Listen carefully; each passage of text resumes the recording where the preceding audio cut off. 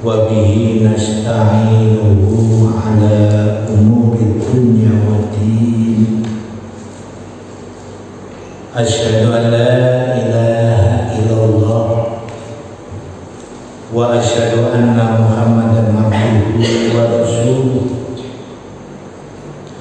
Allahumma sholli ala Muhammad wa ala ali Muhammad.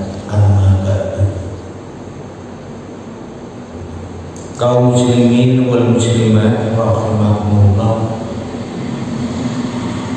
Alhamdulillah, kita panjatkan rasa syukur kita kepada Allah Subhanahu wa taala yang telah memberikan kekuatan kepada kita semuanya sehingga pada saat ini kita dapat menghadiri majelis taklim, kita dapat silaturahim karena mencari ridha Allah Subhanahu wa taala. Mudah-mudahan semua amal ibadah kita senantiasa mendapatkan ridha dari Allah Subhanahu wa taala. Amin. Kita lanjutkan kajian kitab Bulughul Maram sampai bab khulu.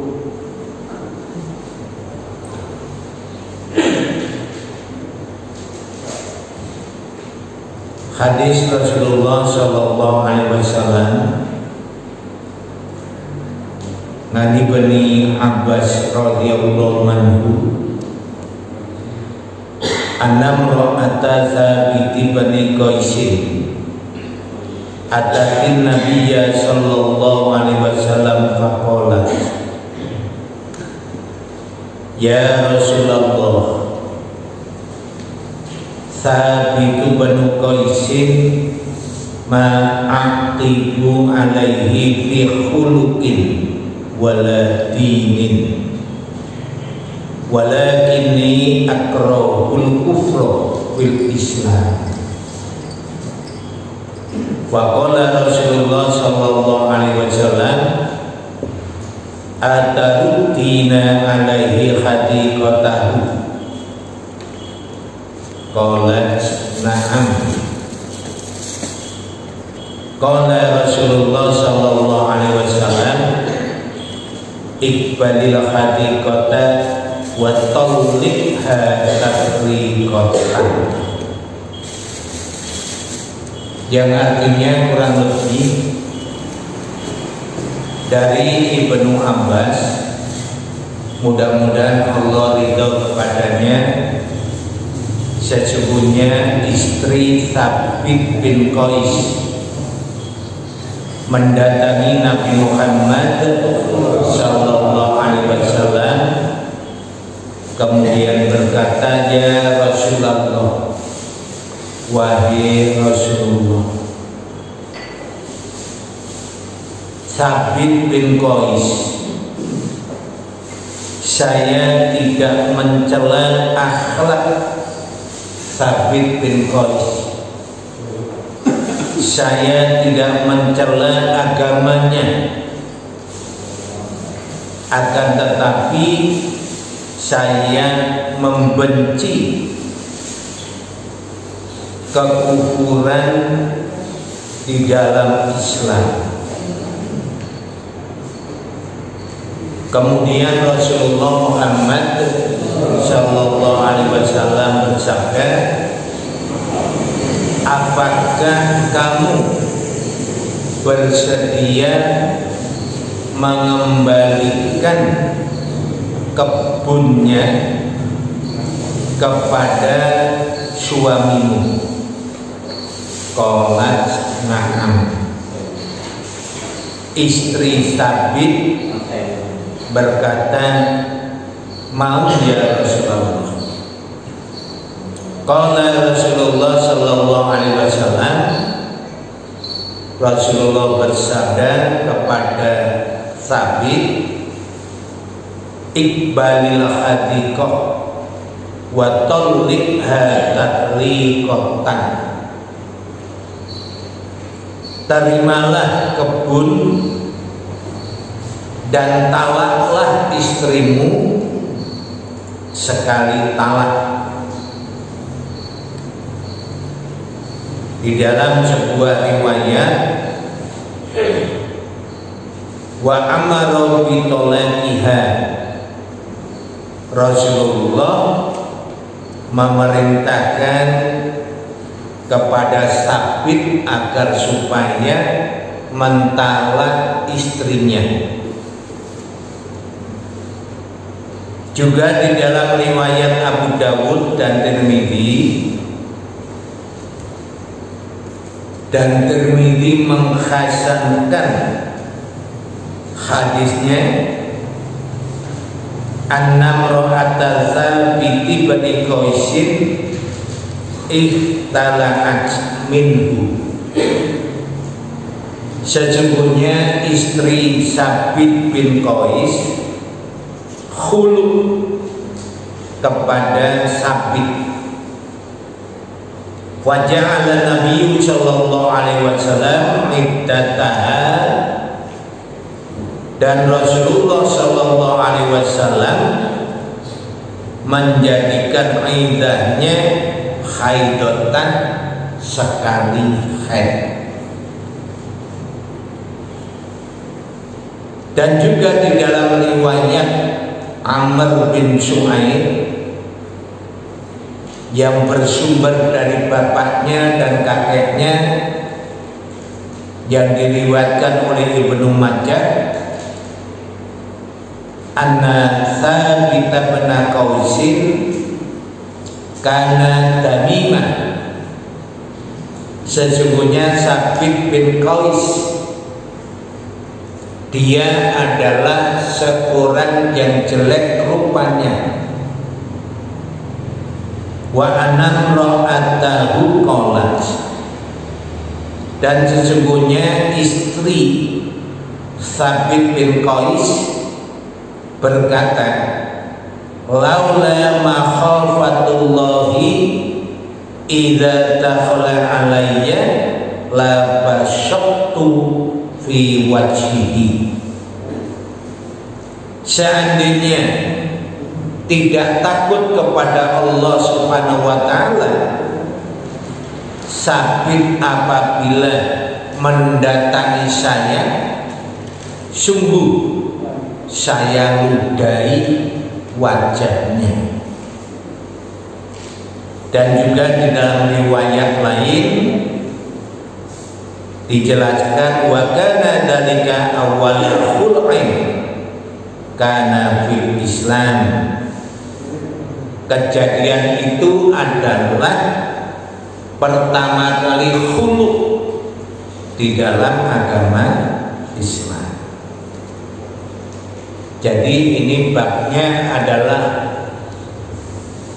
al-khul'u, khoknya di dhammah, lamnya disukun. Ini berarti menurut arti bahasa itu adalah perpisahan dari istri dengan membayar harta.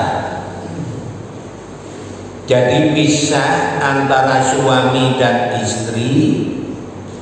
Istri itu dengan membayar harta, maksudnya dengan mengembalikan mas kawin. Itu namanya khulu. Istri itu adalah pakaian suami. secara maknawi. Maka kalau arti itu secara maknawi, khoknya didomah. Tetapi kalau arti itu real, konkret, khoknya di fathah. Misalkan khalaqus saubi, melepas baju, itu kan konkret, real. Tapi kalau melepas istri sebagai pakaian, itu kan arti maknawi. Maka dengan harokat khoknya di domah, al-khulu. Khulu itu diperbolehkan di dalam agama. Di dalam firman Allah Subhanahu wa taala di dalam surah Al-Baqarah ayat 229, A'udzu billahi minasyaitonir rajim.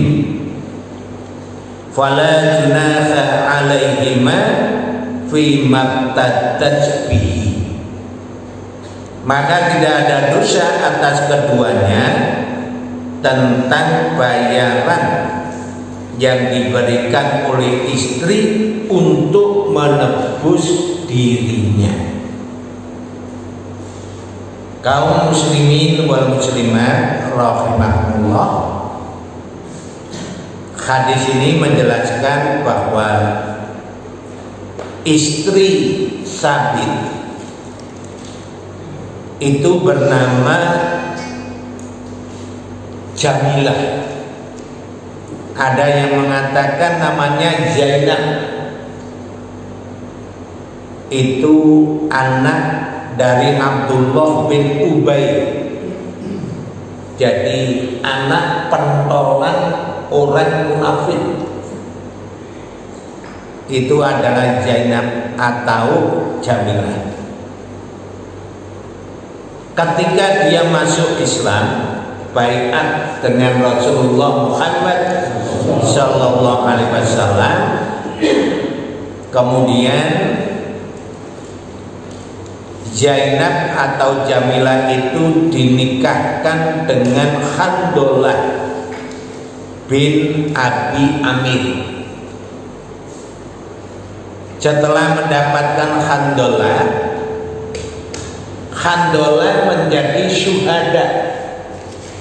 Dan hadis panjang dijelaskan bahwa Handolah itu termasuk syuhada yang dimandikan oleh malaikat. Setelah Handolah meninggal dunia, kemudian dinikahi oleh Sabit bin Qais. Jadi Sabit bin Qais itu sudah suami yang kedua, dan juga melahirkan anak yang bernama Muhammad bin Sabit. Setelah Zainab itu khulu, minta cerai, kemudian dinikahi oleh Malik bin Ad-Duhsul. Jadi dinikahi oleh Malik. Jadi dia sudah nikah berapa kali? 3 kali. Setelah Malik meninggal dunia, nikah lagi Pak, dengan Hubayb. Jadi nikah sampai 4 kali. Nah, Jamilah atau Zainab itu datang ke Rasulullah. Dia matur, saya ini tidak mencela kepada Sabit. Saya tidak mencela kepada suami saya tentang akhlaknya. Saya tidak mencela tentang agamanya. Akhlaknya baik. Di dalam menggauli istri sangat baik. agamanya, imannya sangat kuat. Itu adalah Sabit bin Qais. Tetapi Rasulullah, saya tidak senang jika saya kufur di dalam Islam, karena saya sudah tidak menyintai lagi kepada suami saya. Saya takut kalau nanti saya durhaka kepada suami.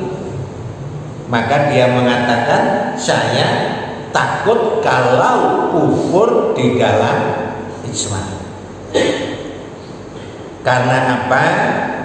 Memang kenyataannya Sabit itu wajahnya kurang menyenangkan. Jadi wajahnya itu bisa dikatakan jelek. Bahkan sampai mengatakan, Jamilah itu sampai mengatakan, seandainya saya ini tidak takut kepada Allah, Sabit itu kalau mendatangi saya ludahi wajahnya, karena sudah tidak senang. Kalau rumah tangga yang sudah tidak senang seperti itu, ya tidak mungkin akan bisa dipertahankan. Maka Rasulullah Shallallahu Alaihi Wasallam kemudian bersabda kepada istri Sabit, "Ataruddina alaihi hadiqatahu." Apakah kamu mau mengembalikan kebun suamimu yang dulu itu sebagai mas kawin? Jadi kalau istri minta cerai, istilahnya khulu, dengan syarat harus mengembalikan mas kawin. Dengan syarat harus mengembalikan mas kawin. Mas kawin panjenengan kolomben nopo? Seperangkat alat sholat itu 500.000 pun ini. Kalau sampai istri itu khulu, ya wis golekne seperangkat alat sholat. Maka dari itu Jamilah matur kepada Rasulullah, "Na'am, saya bersedia ya Rasulullah." Karena bersedia dan tidak mungkin dikompromikan lagi, maka Rasulullah memanggil Sabit agar supaya menerima kebunnya kembali dan juga mentalak terhadap istrinya. Maka kemudian ditalak, maka berpisahlah. Kalau talaknya itu karena khulu, itu berbeda dengan kalau ditalak oleh suami. Maksud saya ada perbedaannya. Waktu iddah, suami tidak boleh rujuk. Jadi kalau perpisahan itu yang minta itu istri, kalau terjadi demikian, suami tidak boleh rujuk dalam waktu iddah. Kalau di hadis ini dijelaskan iddahnya adalah 1 kali haid. Misalkan begini Pak, suami istri pisah. Kalau di sini ya tentu saja dianggap pisah itu kalau sudah ada putusan hakim atau di BA. Kalau menurut agama ya bisa. Yang menjadi hakim itu adalah bukan hakim negara, itu adalah menurut agama, tapi itu tidak kuat. Yang paling kuat itu kalau memang sudah diputuskan di dalam pengadilan agama. Jadi kalau sudah pisah, orang yang cerai itu kan punya masa iddah. Kalau menurut hadis ini masa iddahnya 1 bulan, masa tunggu. Masa iddah itu waktu menunggu dan juga tidak boleh dilamar oleh siapapun selain bekas suaminya. Kalau yang umum, kalau dia mentalak itu, yang minta talak itu adalah suami, maka masa iddah itu suami boleh rujuk. Boleh rujuk dalam arti ya dengan syarat kalau di Indonesia ya datang ke KUA, kemudian bersama istri, bersama saksi, kemudian dilanjutkan ke PA. Tapi kalau hulu tidak bisa rujuk, tetapi waktu masa iddah itu boleh nikah kembali. Jadi kalau yang mencerai itu, yang mentalak suami, itu rujuk itu tanpa nikah. Tapi kalau yang minta cerai itu istri, misalkan di masa iddah akan kembali, itu harus memperbarui nikah. Niki pun paham nawadere. Nggih, monggo. Niki mboten perlu dipraktekke iki. Walaupun sudah paham. Itu. Maka mengembalikan yaitu mas kawin. Kemudian kita lanjutkan tolak.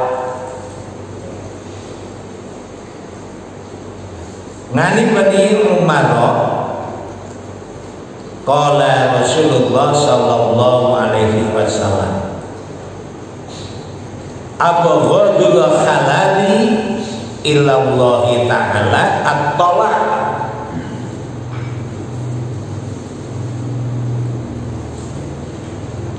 Perkara yang halal yang paling dibenci oleh Allah adalah tolak atau talak. Hadis diriwayatkan oleh Abu Dawud, Ibnu Majah dan disahihkan oleh Al-Hakim. Jadi barang yang halal yang dibenci oleh Allah itu adalah talak. Talak atau tolak itu secara bahasa berarti membuka simpul ikatan. Itu tolak dari kata al-itlaq, berarti melepas dan membiarkan. Itu namanya tolak. Abghadul halal, perkara halal yang paling dibenci, maksudnya itu perkara mubah. Perkara mubah yang paling dibenci oleh Allah adalah tolak. Di dalam riwayat lain abghadul halali illallahi ta'ala. Rawahu Abu Dawud wa Banu Majah wal Hakim. Perkara halal yang paling dibenci oleh Allah adalah perceraian. Jadi walaupun perceraian itu diperbolehkan, kalau tidak terpaksa, jangan sampai kita itu melakukan perceraian. Ya, kita pertahankan. Seandainya istri berbuat yang tidak benar, langkah pertama kita beri nasihat. Kalau sudah diberi nasihat tetap masih berbuat yang tidak benar, supaya dipisah tidurnya. Jadi kalau istri itu berbuat salah, sudah dinasihati tetap saja berbuat salah, maka dipisah tidurnya. Itu untuk memberi pelajaran istri. Wong wadon iki yen ra dimori turu niku bingung. Nah sing bingung niku sampeyan.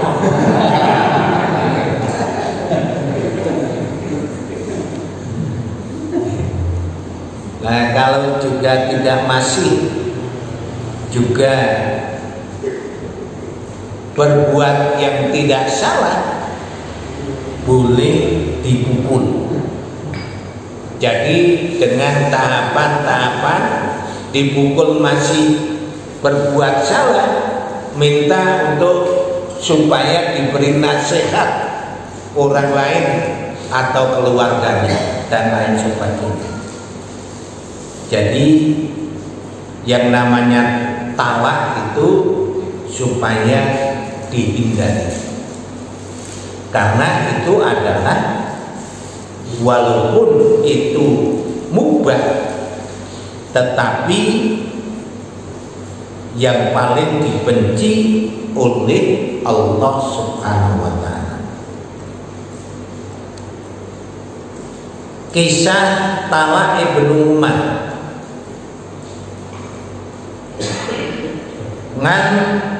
Ngani Bani Umar annahu talaqam ra'atahu wa ya haidun fi ahdi Rasulillah sallallahu alaihi wasallam. Sesungguhnya Ibnu Umar itu mencerai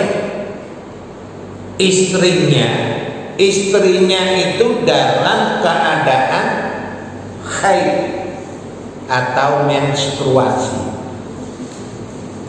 ketika masa Rasulullah Muhammad sallallahu alaihi wasallam.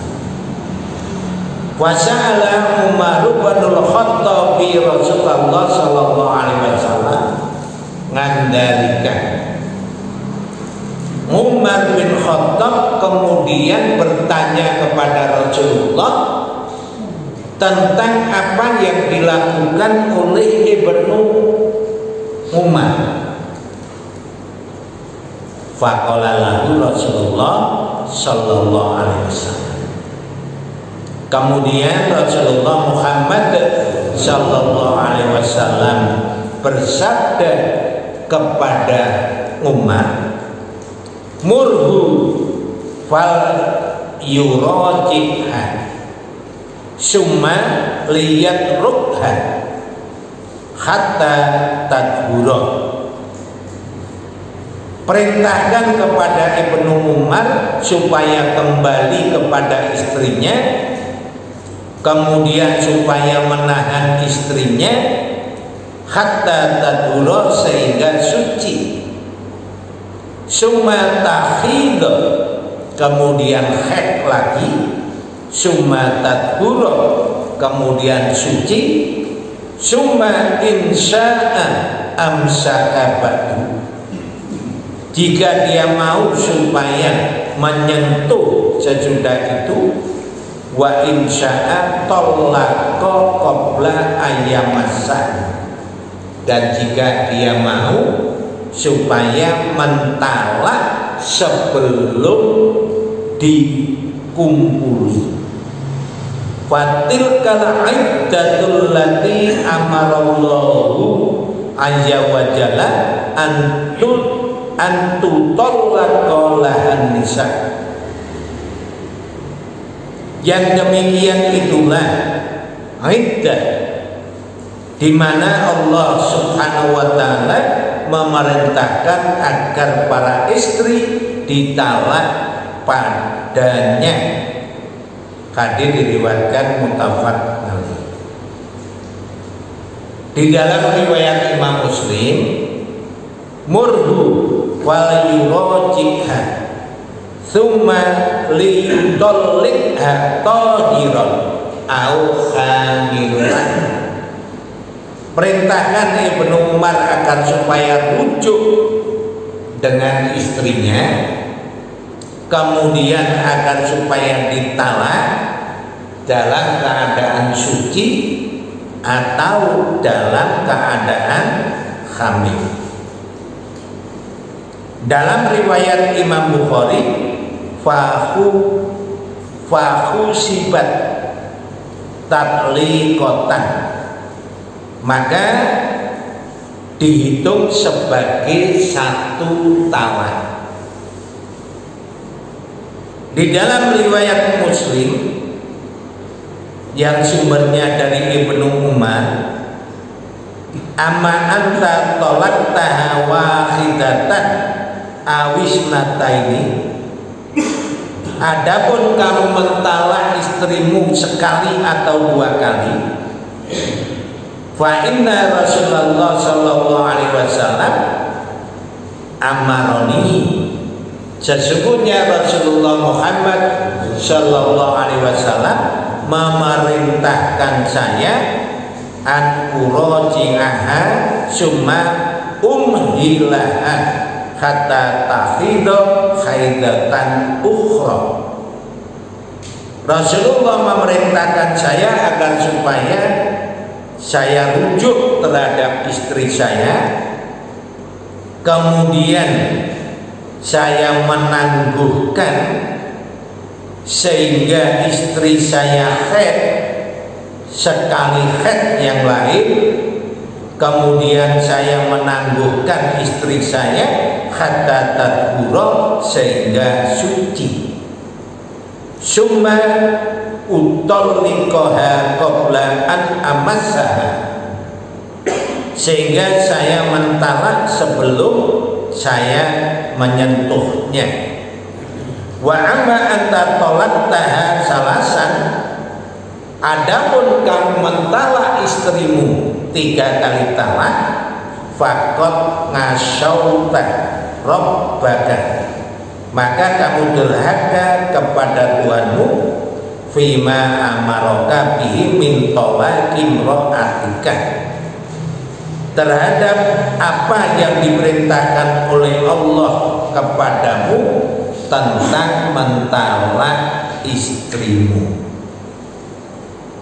Jadi di dalam hadis ini dijelaskan bahwa Ibnu Umar itu mentalak istrinya itu dalam keadaan haid.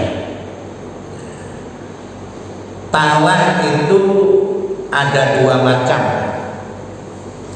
Yang namanya talak sunni. Talak sunni itu talak yang dibolehkan, yaitu talak yang dijatuhkan terhadap istri yang sedang suci dan belum dicampuri. Itu yang benar. Jadi mentalak istri itu harus dalam keadaan suci, belum dicampuri, gitu. Jadi dalam keadaan suci tapi belum dicampuri. Tidak boleh misalkan dalam keadaan suci malamnya dicampuri. Bu iki lho kenang-kenangan. Paginya ditalak itu tidak boleh, Pak. Ya. Itu namanya talak bid'ah yang tidak boleh. Talak yang dilarang, yaitu talak yang dijatuhkan pada istri dalam keadaan menstruasi, atau istri dalam keadaan suci tapi telah dikumpuli. Mentalak cara itu tidak benar. Ini dipraktekkan oleh Ibnu Umar. Ibnu Umar itu mentalak istrinya itu dalam keadaan haid. Maka Umar bin Khattab, yaitu bapaknya Ibnu Umar, matur kepada Rasulullah Muhammad Sallallahu Alaihi Wasallam apa yang dilakukan oleh anaknya. Maka Rasulullah mengatakan murhu fal yuraji'ha, perintahkan Ibnu Umar supaya kembali kepada istrinya, kemudian supaya ditahan istrinya sehingga suci, kemudian haid lagi, kemudian suci. Kalau sudah haid 2 kali, jika mau tetap menjadi istrinya, jika mau supaya mentalak sebelum dikumpuli. Jadi Rasulullah itu memerintahkan Ibnu Umar supaya kembali kepada istri, supaya istri itu ditahan dulu karena tadi ditalak dalam keadaan haid. Men suci sih, yang wis suci, kemudian biar haid lagi, kemudian suci, baru ditalak kalau ingin ditalak. Kalau tidak ingin ditalak ya monggo, berarti rujuk. Ya. Maka dari itu yang menjadi masalah, itu talak itu jadi atau tidak. Kan itu talak bid'ah. Seperti tadi suami mentalak istri dalam keadaan haid, atau suami mentalak istri dalam keadaan suci tetapi sudah dikumpuli. Maka banyak ulama yang menjelaskan bahwa karena Rasulullah itu memerintahkan untuk kembali, berarti talaknya itu jadi. Tetapi itu menyalahi aturan Islam. Itu loh Pak. Talaknya tetap jadi, tetapi itu adalah menyalahi aturan Islam. Maka dari itu, supaya kalau ada orang yang mentalak istrinya dalam keadaan haid, itu supaya rujuk dulu. Nah nanti setelah suci, kalau di dalam hadis ini sucinya 2 kali, tetapi kebanyakan hadis itu menjelaskan yang penting dalam keadaan suci atau hamil boleh ditalak.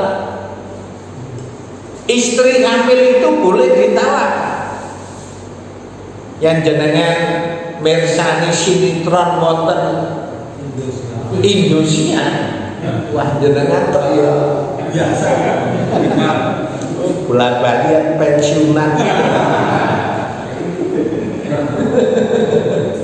Gitu. Jadi kalau istrinya mengatakan hamil tidak jadi ditahan, itu pengertian yang keliru. Jadi hamil itu boleh ditahan.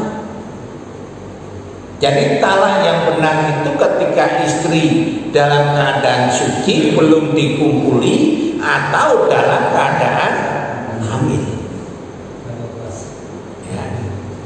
Maka dari itu talaknya, talak Ibnu Umar itu tetap jadi, tetapi wajib rujuk, kemudian menanti suci agar supaya berpikir ini jadi ditalak atau tidak. Maka kalau mentalak itu harus dalam keadaan suci dan belum dikumpuli. Itulah talak sunni. Kalau talak yang dipraktekkan Ibnu Umar itu talak ini. Ada juga istilah talak roj'i. Talak roj'i itu talak yang masih boleh rujuk. Misalkan talak 1 dan talak 2. Itu talak roj'i.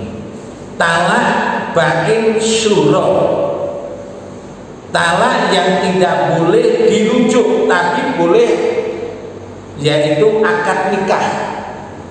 Seperti tadi Pak, yaitu istri minta cerai, itu tidak bisa dirujuk dalam waktu iddahnya, tetapi boleh kalau sama-sama sepakat, ya boleh melakukan atau melangsungkan pernikahan. Itu contohnya ya. Kemudian tolak bain syura, jadi seperti contoh tadi.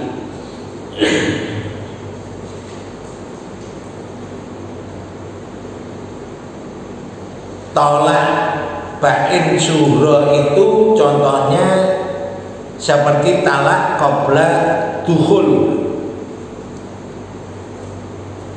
Enten piyayi niku dados manten, sudah nikah belum dikumpuli sudah ditalak,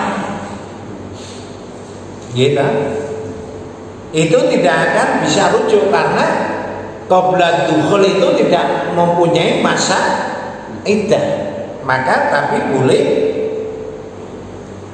nikah lagi, boleh, atau tolak yang dijatuhkan oleh pengadilan agama. Ada lagi tolak bain kubro, yaitu talak yang sudah tidak boleh rujuk. Tidak boleh rujuk kecuali kalau istri itu sudah nikah lagi, sudah hubungan suami istri, kemudian bercerai, itu namanya tolak bain syura, yaitu talak 3. Nah ini besok kita perdalam kalau sudah sampai kepada babnya. Kaum muslimin wal muslimat rahimahumullah, saya kira cukup sekian dari kami, kurang lebihnya mohon maaf. Assalamualaikum warahmatullahi wabarakatuh.